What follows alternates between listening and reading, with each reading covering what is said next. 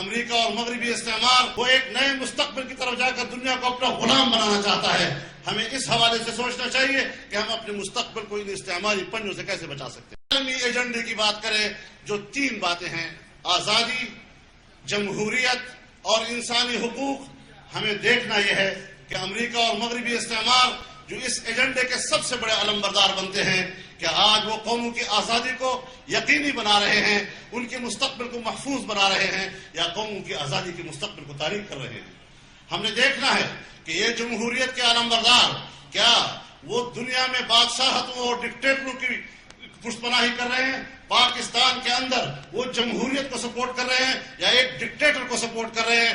اس حوالے سے ہمیں سوچنا چاہیے کہ اگر عالمی استعمار اور ہمارا ڈکٹیٹر آج ایک صف میں ہے، ہم کیسے تسلیم کریں کہ عالمی دنیا جمہوریت کے لیے مخلص ہے؟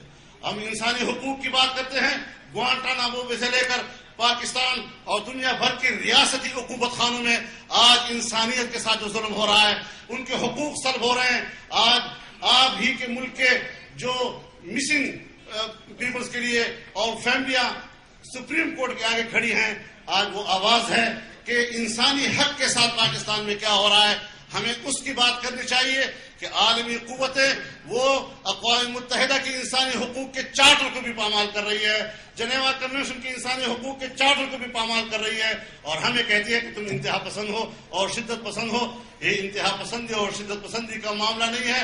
میں آج پھر اعادہ کرتا ہوں اس موقف کا کہ جھگڑا دہشت گردی کے خلاف جنگ کا نہیں ہے، جھگڑا مفادات کا ہے۔ امریکہ نے ایک فرضی عنوان کی بنیاد پر طاقت کے استعمال کا جواز پیدا کیا ہے۔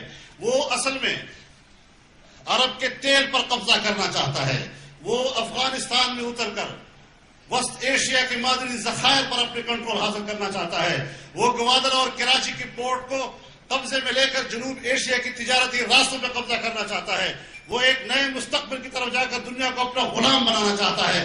ہمیں اس حوالے سے سوچنا چاہیے کہ ہم اپنے مستقبل کو ان استعماری پنجوں سے کیسے بچا سکتے ہیں۔